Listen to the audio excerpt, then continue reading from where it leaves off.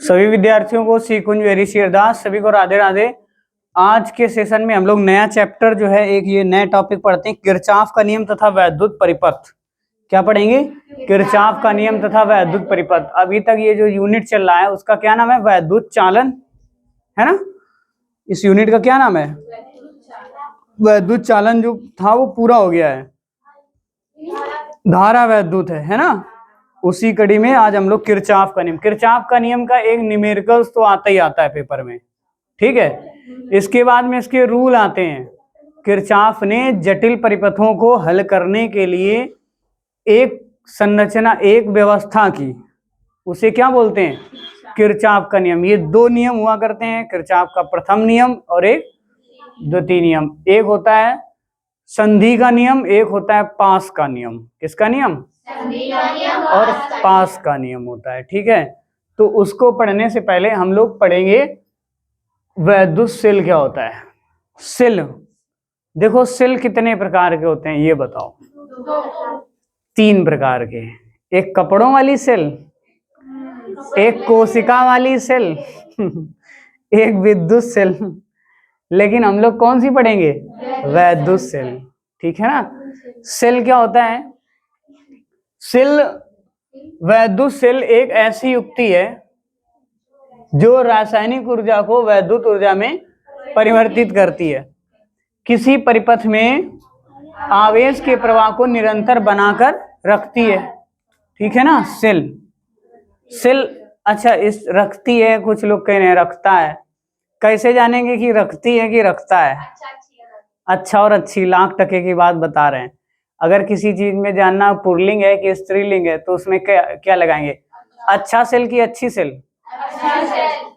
अच्छा सेल, है ना। तो अच्छी सेल जैसा तुमको समझ में आए वैसा कर सकते हो, ठीक है। अब देखो जो सेल होते हैं, सेल सेल का मतलब होता है कि किसी भी वैद्युत परिपथ में वैद्युत सोर्स के विच्छेदन के बाद भी उस परिपथ में धारा के मान को निरंतरता, जो निरंतर बना के रखता है, उसे क्या बोलते हैं? सेल कहते हैं, ठीक है ना। सेल कहते हैं। तो अब देखो सेल तुम्हारे 2 प्रकार के होते हैं। कितने प्रकार के? 2 प्रकार के होते हैं। कौन कौन से? एक तो प्राथमिक सेल और द्वितीयक सेल। नंबर 1 कौन? प्राथमिक सेल। और कौन सा? द्वितीयक सेल। द्वितीयक सेल। अब ध्यान से सुनना बेटा। प्राथमिक सेल क्या होता है? एक बार यूज करने के बाद में दोबारा उसको आवेशित नहीं किया जा सकता है। क्या कहलाता है? प्राथमिक सेल कहलाता है। सेल का जो सिंबल होता है बेटा वो ये होता है, देखो ये, ठीक है ना। ये सिंबल होता है, ये पॉजिटिव और ये निगेटिव। और जो सेल काम करता है वो डीसी करंट पर ही लोड लेता है। डीसी करंट उसमें होता है सेल में। डीसी को स्टोर कर सकते हैं। कौन सी होती है? डीसी करंट होती है। डीसी, डीसी का मतलब डायरेक्ट करंट, जिसे क्या बोलते हैं? दिष्ट धारा बोलते हैं। क्या बोलते हैं? दिष्ट धारा बोलते हैं। और डायरेक्ट करंट का मतलब होता है ये ना, इसको दूर तक ट्रांसफर नहीं कर सकते हैं, है ना। हमने एक दिन बताया था वो आराम से चलती है डीसी, है ना। कौन? एसी आराम से चलती है, डीसी दौड़ पड़ती है ना। तो अब जो डीसी होती है वो प्राथमिक सेल में, द्वितीयक सेल दोनों में काम करती है। तो द्वितीयक सेल क्या होता है? ये रिचार्जेबल होता है। रिचार्ज, इसको एक बार खत्म हो जाए फिर से चार्ज कर लेते हैं। देखा तुम लोगों ने बारात में गए होगे, जो कैमरे में वो फोटोग्राफर सेल डालते हैं फिर उसका चार्जर लगा के चार्ज करते हैं अपने सेल्स को, है ना। और जो उसमें पड़ी होती बैटरी वगैरह ड्रोन वगैरह में, है ना। तो वो जो सेल्स होते हैं वो द्वितीयक सेल होते हैं। और देखो combination of cell is called battery. Battery किसे कहते हैं? सेलों का कॉम्बिनेशन, सेलों का संयोजन। सेलों का संयोजन 2 प्रकार से करते हैं। कौन कौन से? श्रेणी संयोजन और समांतर संयोजन, ठीक है। श्रेणी संयोजन कर देंगे तो वोल्टेज का मान बढ़ेगा। किसका मान बढ़ेगा? वोल्टेज का मान बढ़ेगा और करंट सेम रहेगी, ठीक। अगर सेल में समांतर संयोजन कर देते हैं तो क्या होता है?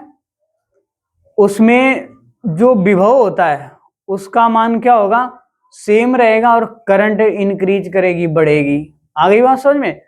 तुमने बैटरा देखा होगा, बैटरी वगैरह देखा होगा। अब ये तो आप लोग लिख चुके हैं, इसको हम थोड़ा सा साफ कर दें, है ना, है ना। देखो आपने बेटा बैटरी देखा होगा, बैटरी देखा है अपने बिठूर की फेमस बैटरी, वर्मा बैटरी, याद आया।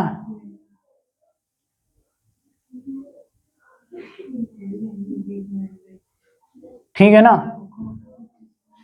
ये क्या है, बैटरी। बैटरी में बेटा दो नोड्स होते हैं, एक एनोड और एक कैथोड, एक पॉजिटिव और निगेटिव।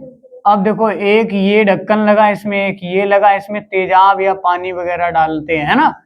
तो ये जो अलग अलग तुमको ढक्कन लगे दिखाई दे रहे हैं, इनके अंदर का स्ट्रक्चर देखा जाए तो ये खोखला होता है। इसे चार भाग, जैसे 1 2 3 4 लगे तो इसके चार, ये इस सेल का ढक्कन, ये इस सेल का, ये इस सेल का, इस सेल का।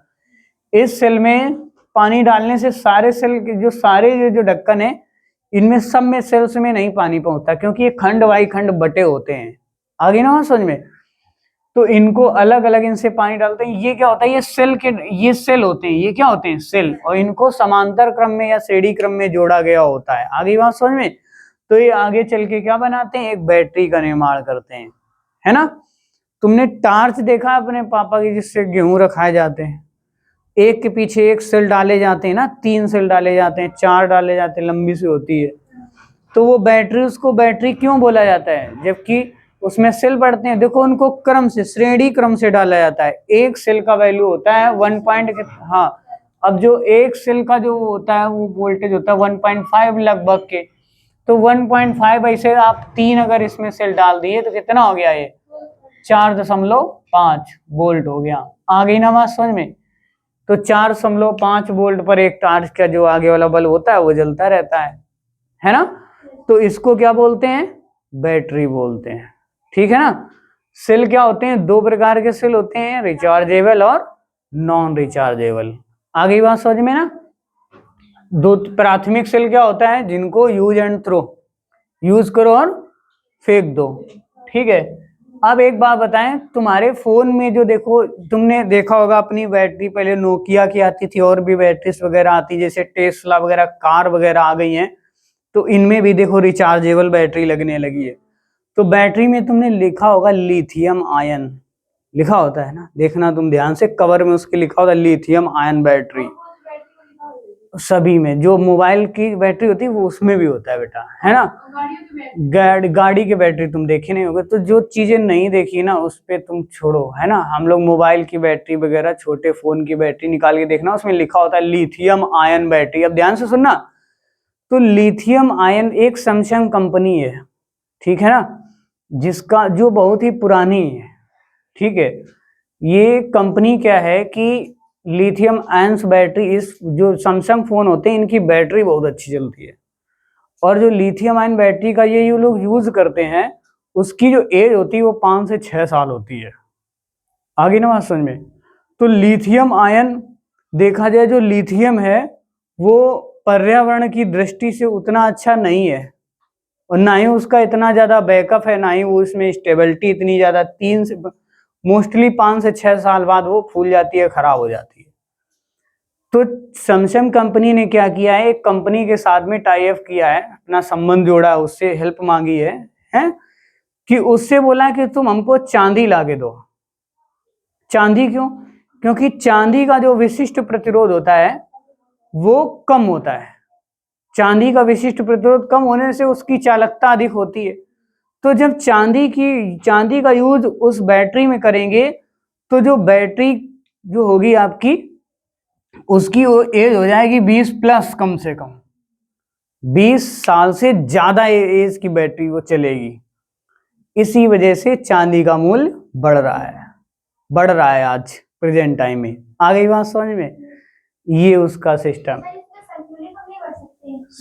सल्फ्यूरिक वही तो बिना भरे, देखो वो तो वो एसिड वाली बैटरी में, जो शुष्क बैटरी होती है उसमें नहीं भर सकते, उसमें केवल उसमें हाँ H2SO4 शान सल्फ्यूरिक अम्ल भरा जाएगा। ठीक है ना। तो आ गई ना बात समझ में बेटा। अब हम लोग बात करते हैं दूसरी, सेल का वैद्युत वाहक बल क्या है? ध्यान से सुनना, सेल का वैद्युत वाहक बल एकांक आवेश को पूरे परिपथ में प्रवाहित करने में सेल द्वारा दी गई ऊर्जा को सेल का वैद्युत वाहक बल कहते हैं। ठीक है, W बराबर equal to W upon Q। देखना मात्रक क्या होगा? जूल प्रति कूलाम, या फिर क्या बोल सकते हैं इसको, या वोल्ट भी बोल सकते हो इसको। क्या बोल सकते हो? वोल्ट। आगे ना बात समझ में। फार्मूला भी V equal to I R जैसे होता है, तो V equal to I R. देखो हम तुमको एक बात बता रहे हैं, आज तुम्हारी बुक में नहीं लिखा हुआ है, लेकिन अगर आप स्टैंडर्ड बुक वगैरह आगे की पढ़ेंगे तो उसमें देंगे। ध्यान से सुनना, ये जो हम लोग स्मॉल आर का यूज करते हैं, वो ये जो स्मॉल आर, ध्यान से सुनो, ध्यान से सुनो, जो स्मॉल आर का यूज करते हैं ये एसी रेजिस्टेंस के लिए करते हैं, एसी प्रतिरोध के लिए, प्रत्यावर्ती धारा प्रतिरोध को मेजर करने के लिए। ओके, और ये जो कैपिटल आर का यूज करते हैं ये डीसी के लिए। आज पता चली ना बात, पहले पता था? नहीं पता होगा, बुक में नहीं लिखा तुम्हारी, तुम लोग अभी डेफिनेशन पढ़ रहे हो। ठीक है, तो आगे बात समझ में, E equal to W upon Q, joule प्रति कूलाम या फिर वोल्ट। आगे अब देखो टर्मिनल विभवांतर क्या बोलते हैं इसको, टर्मिनल पोटेंशियल क्या होता है, ये इंपॉर्टेंट है। ठीक है ना, टर्मिनल विभवांतर क्या होता है? किसी परिपथ में दो बिंदुओं के बीच एकांक आवेश को प्रवाहित करने में किए गए कार्य को उन बिंदुओं के बीच टर्मिनल विभवांतर कहते हैं, है ना। दो बिंदुओं के बीच एकांक आवेश को प्रवाहित करने में, ठीक है, किए गए कार्य को उन बिंदुओं का क्या बोलते हैं? टर्मिनल विभवांतर बोलते हैं, टर्मिनल पोटेंशियल बोलते हैं। आगे ना बात समझ में, याद रहेगा। ठीक है, तो अब इसको नोट कर लो। अगला ये है पॉइंट है सेल का आंतरिक प्रतिरोध। देखो सेल का आंतरिक प्रतिरोध क्या होता है, ध्यान से सुनो, सभी लोग ध्यान से सुनो। सेल का आंतरिक प्रतिरोध होता है कि सेल का जो घोल होता है, जब उसमें करंट फ्लो होता है तो उसमें भी कुछ ना कुछ प्रतिरोध उत्पन्न होता है। मतलब उसका जो घोल होता है सेल का, वो विरोध उत्पन्न करता है, किसका? विद्युत धारा का, उसी को प्रतिरोध कहते हैं। ठीक है ना, तो ये किन बातों पर निर्भर करता है? ठीक है, देखो जरा,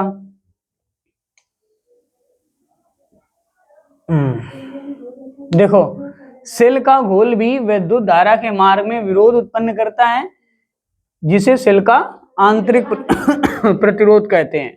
पहला पॉइंट है, ये किन बातों पर निर्भर करता है? ये देखो, नंबर एक, सेल का या सेल की दोनों प्लेटों के बीच की दूरी के अनुक्रमानुपाती। प्लेटों के बीच, एक एनोड की प्लेट होती है, एक कैथोड की, इनके बीच की दूरी पर निर्भर करता है। बढ़ा दोगे तो बढ़ जाएगा, कम करोगे तो कम रहेगा। ठीक है, घोल में डूबे प्लेटों के क्षेत्रफल के अनुक्रमानुपाती। देखिए सेल जो बैटरी होती है, जो सेल होता है, उसमें अगर जो तेजाब पड़ा हुआ, वो पूर्ण रूप से क्षेत्रफल में नहीं डूबा हुआ, उसका जो प्लेट का क्षेत्रफल है उस तेजाब में पूर्ण रूप से H2SO4 या शांत सल्फ्यूरिक अम्ल डूबा हुआ नहीं है, तो क्या होगा? उसका जो पोटेंशियल है केवल आधी प्लेट का ही काम करेगा, है ना। तो क्या होगा? इसका प्रतिरोध भी क्या हो सकता है? बढ़ सकता है। फिर वैद्युत अपघट्ट की सांद्रता के बढ़ाने पर बढ़ता है। वैद्युत अपघट्ट की सांद्रता मतलब क्या होता है? देखो जैसे कि प्योर जो है जितनी चीज है उसमें जल मिलाना और उसे क्या करना, थोड़ा सा गाढ़ा जैसे है तो उसको थोड़ा सा ढीला करना, वही क्या होती है? उसकी सांद्रता। तो इसकी सांद्रता पर, घोल की सांद्रता पर निर्भर करता है। ठीक है, घोल की सांद्रता के बढ़ाने पर क्या होता है? बढ़ता है। प्योर तेजाब डालोगे तो बढ़ेगा और मिक्स डालोगे, पानी मिला के, तो क्या होगा? घटेगा। फिर वैद्युत अपघट्ट एवं प्लेटों के पदार्थ की प्रकृति पर निर्भर करता है। वैद्युत अपघट्ट एवं प्लेटों की प्रकृति पर निर्भर करता है, किसकी है, किस धातु की है। ठीक है ना। फिर दूसरी बात, अब देखो नोट, सेल का आंतरिक प्रतिरोध नियत नहीं रहता, ये कांस्टेंट नहीं रहता है। ये क्या होता है? ज्यादा दिन तक इसका यूज करने पर सेल का, देखो रिचार्जेबल जो सेल होते हैं, मोबाइल की जो बैटरी होती है, शुरू में मोबाइल खरीद तो बढ़िया से चलता है, 4-5 साल तक यूज करते करते उसके जो अंदर के जो धातु होती है ना, धातु, वो उसको जब डिस्चार्ज होता है तो वो हीट होता है, जब चार्ज होता है तब भी हीट होता है, क्योंकि उसमें अंदर इंटरनल रेजिस्टेंस है। तो इंटरनल रेजिस्टेंस के कारण वो जो है हीट प्रोड्यूस करता है। कौन? सेल या बैटरी। तो जब हीट प्रोड्यूस करता है तो वो हीट क्या करती है, उसके अंदर के रेजिस्टेंस को बढ़ा देती है। हमने अभी पढ़ाया था कि प्रतिरोध की धातुओं पर प्रतिरोध की निर्भरता, मतलब ताप की निर्भरता, ताप बढ़ाने पे धातुओं का प्रतिरोध बढ़ता है। तो जब प्रतिरोध बढ़ जाता है तो वो क्या करता है कि जो सेल होता है वो ज्यादा पावर ना कंज्यूम, ज्यादा पावर ना देके परिपथ को थोड़ा पावर देता है, कम पावर देता है, ठीक है ना। तो जो अंदर के उसके कंपोनेंट होते हैं वो ठीक से काम नहीं करते, या बैटरी का इंटरनल रेजिस्टेंस बढ़ जाने के कारण वो जल्दी जल्दी खत्म होती है। आ गई ना बात समझ में? ठीक है। दूसरी अब हेडिंग रहेगी सेल के टर्मिनल विभवांतर तथा वैद्युत वाहक बल तथा आंतरिक प्रतिरोध में संबंध। देखो, सेल का टर्मिनल विभवांतर तथा वैद्युत वाहक बल तथा आंतरिक प्रतिरोध में संबंध, ठीक है। तो ये 3 इक्वेशंस होती हैं आपके संबंध में। E = V = E I - R। E क्या है? वैद्युत वाहक बल। E क्या है? वैद्युत वाहक बल। I क्या है? विद्युत धारा। R क्या है? सेल का आंतरिक प्रतिरोध, ठीक है। स्मॉल r क्या है? सेल का आंतरिक प्रतिरोध। और कैपिटल R जो होगा वो बाहरी परिपथ का, मतलब बाहरी प्रतिरोध, ठीक है ना। देखो जरा, small r = capital R E/V -1, ठीक। दूसरा क्या होगा? I = E/R plus small r, ठीक है। तो इस तरीके से इन तीनों में संबंध है, याद रखोगे। अब हम लोग पढ़ेंगे किरचॉफ का नियम, ठीक है ना।